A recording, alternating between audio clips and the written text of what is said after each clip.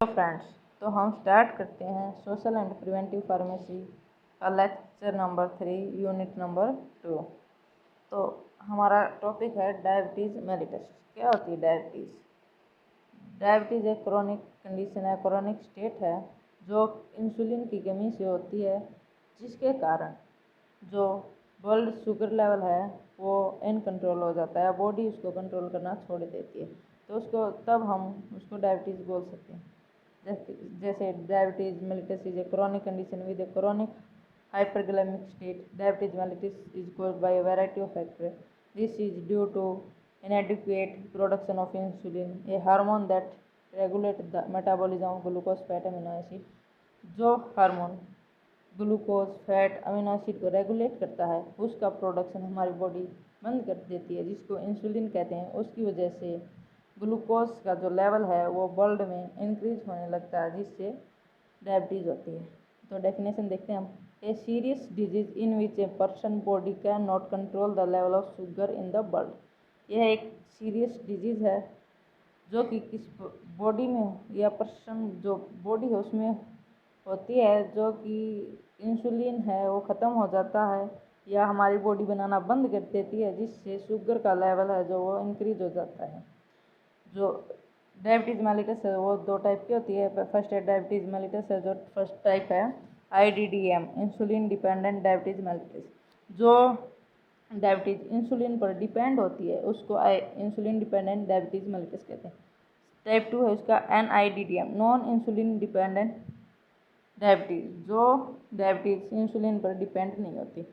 इस insulin diabetes को कौन कौन से फैक्टर अफेक्ट करते हैं? Lack of exercise, high intake of saturated fat, malnutrition, excessive intake of alcohol, lifestyle change. अगर हम एक्सरसाइज नहीं करते, हाई फैट का फूड लेते हैं, माल न्यूट्रिशन की कमी हो जाती है, या फूड है जो वो रेगुलर मात्रा में अच्छा नहीं लेते, उसमें जो न्यूट्रिएंट्स हैं उनकी कमी होती है, ज़्यादा अल्कोहल लेते हैं, या अपने लाइफ स्टाइल है जो चलता आ रहा है उसको चेंज करते हैं, उस वजह से डायबिटीज़ हो सकती है। इसको कैसे प्रिवेंट किया जा सकता है? इसके दो टाइप हैं, जैसे प्राइमरी प्रिवेंशन और सेकेंडरी प्रिवेंशन। प्राइमरी प्रिवेंशन में पॉपुलेशन स्ट्रेटजी है, जैसे population strategy for NIDDM, non insulin dependent diabetes should be based on elimination of all the environmental factors। इसमें जो डायबिटीज़ है वो पूरी तरह से इन्वायरमेंटल फैक्टर पर डिपेंड होती हैं, या कह सकते हैं कि रिस्पॉन्सिबल होते हैं डायबिटीज़ को कोज करने के लिए। इसमें कौन कौन से इंक्लूड होते हैं? जैसे body weight, adopting health nutritional habit, doing physical exercise, high intake of dirty fibre, avoiding alcohol and sweet food, ये सब इसमें इंक्लूड होते हैं। सेकेंडरी प्रिवेंशन है अर्ली डायग्नोसिस एंड ट्रीटमेंट है, जैसे the diabetes should be diagnosed by blood sugar taking and require fasting blood sugar and 2 hour blood sugar test after 75 gram and injection of glucose. जैसे हमने पहले sugar test करवाया है, लेकिन sugar test करवाने के बाद उसके बाद हमको एक इंजेक्शन लेना होता है इंसुलिन का, जो कि 75 ग्राम का होता है। उसके इंजेक्शन लेने के बाद 2 घंटे बाद फिर से शुगर टेस्ट करवाना होता है। इससे पता चल जाता है कि शुगर पहले कितना था और इंसुलिन लेने के बाद कितना था। The oral glucose tolerance test should not have the value given below diabetes में। जैसे कि हम ओरल ग्लूकोज लेते हैं वो इस पर इतना असर नहीं करता। जैसे कि फास्टिंग वाली है वो 120 mg/dl होती है, जो आफ्टर 2 hour हमने ग्लूकोज का चेक करवाया तो उसके बाद 180 mg/dl होगी। नेक्स्ट टॉपिक है SARS, surround root respiratory syndrome. SARS is a viral respiratory disease called by SARS corona virus. जो SARS है वो एक रेस्पिरेटरी डिजीज है जो कि SARS कोरोना वायरस से होती है। ये एक रेस्पिरेटरी सिंड्रोम है। It is a disorder that is communicable, a series illness that inhibit the ability to breathe, extreme acute respiratory syndrome. जो यह सिंड्रोम है ये सांस लेने में कठिनाई क्रिएट करता है और एक कम्युनिकेबल, जैसे हम बोल नहीं सकते, एक ऐसी कमजोरी ला देता है। It is a significant viral infection, ये एक वायरल इन्फेक्शन है जो कि फेफड़ों में फैलता है। That is characterised by high fever, यह हाई फीवर क्रिएट करता है और सूखी खांसी है जो उसको क्रिएट करता है और सांस लेने में कठिनाई आती है।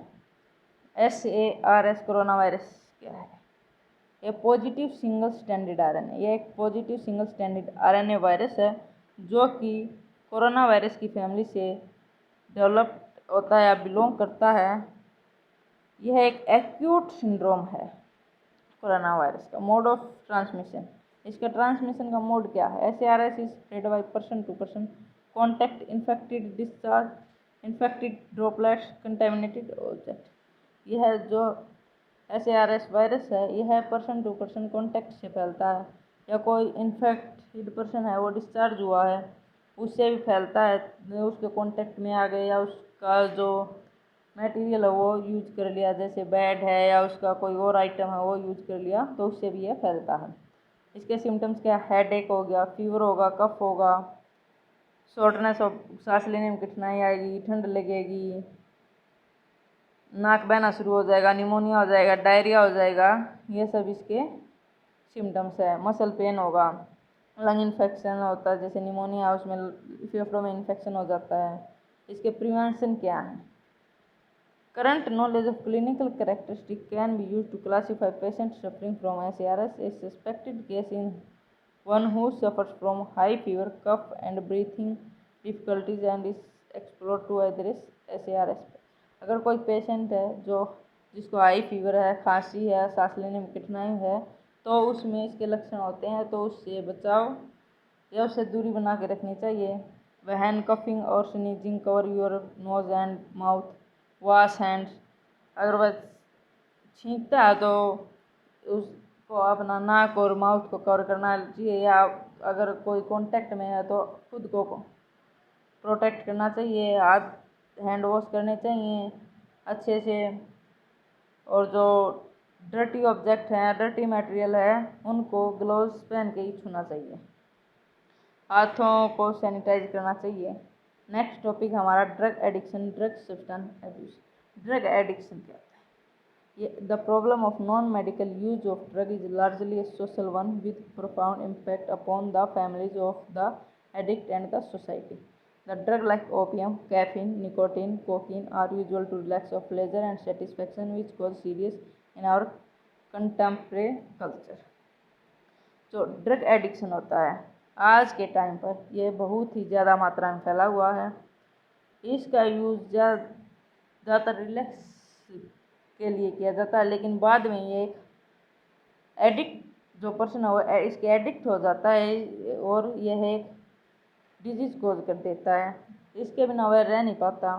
इसमें ड्रग हैं जैसे ओपियम है, कैफीन है, निकोटीन है या कोकीन है, जो नॉर्मली ड्रग हैं जैसे गांजा है, ये सब इसके अंतर्गत आते हैं। Definition drug abuse. Drug abuse क्या है? Drug abuse is the non permissive consumption of certain substance that may lead to physical and physiological dependence।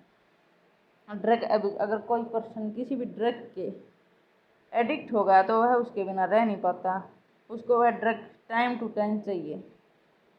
जैसे drug addiction is a physiological and physical inability to stop consuming a chemical drug activity or substance even though it is causing physiological and physical harm. जो drug addict हैं person, उनको यह drug कुछ न कुछ physical change या उनकी body में कोई नुकसान ये सब क्रिएट करती हैं। Reason for drug addiction. Drug addiction के क्या रीज़न हैं? Medical use, satisfy curiosity about drug effect, have a new dangerous experience, relax, stress, strength, reality expect करता है कि वो उसने ये नहीं कर पाया या वो नहीं कर पाया, तो इससे वह ड्रग के एडिक्ट हो जाता है कोई भी person. Chronic alcoholism, it is a result in development of tolerance and then physical dependence. The withdrawal of alcohol result in tumours for its anxiety, insomnia, confusion. अगर कोई भी पर्सन इसके एडिक्ट हो गया किसी भी ड्रग के, अगर उसको टाइम पे वह नहीं मिली तो उसको ये बीमारियां हो सकती हैं, जैसे इंसोमिनिया है, कोई कन्फ्यूजन है, पेप्टिक अल्सर है, सिरोसिस है, हेपेटाइटिस है, या गाउट है। ये सब वो है उसकी बॉडी में ऑटोमेटिक या उन ड्रग के एडिक्ट होने की वजह से हो जाती हैं। इसका ट्रीटमेंट क्या है? ट्रीटमेंट है सीधा diazepam is given IV supplements with haloperidol 2 to 4 mg every 4 to 6 hour. अगर कोई पेशेंट है तो उसको डाइजोपैम दी जाए, IV सप्लीमेंट्स या IV फ्लूइड दिया जाए, और हेलोपेरिडिल 2 या 4 mg 4 to 6 आवर्स में देना चाहिए।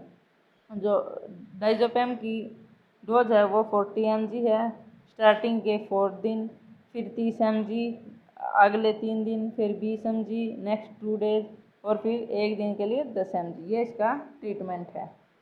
तो इसको ध्यान में रखते हुए जो ये ट्रीटमेंट है ये किसी भी ड्रग एडिक्ट पर्सन के लिए लाभदायक है या उसको दिया जा सकता है। तो हमारी सोशल एंड प्रिवेंटिव की 2 यूनिट कंप्लीट हो चुकी हैं। जल्द इसकी 3rd यूनिट भी स्टार्ट करें।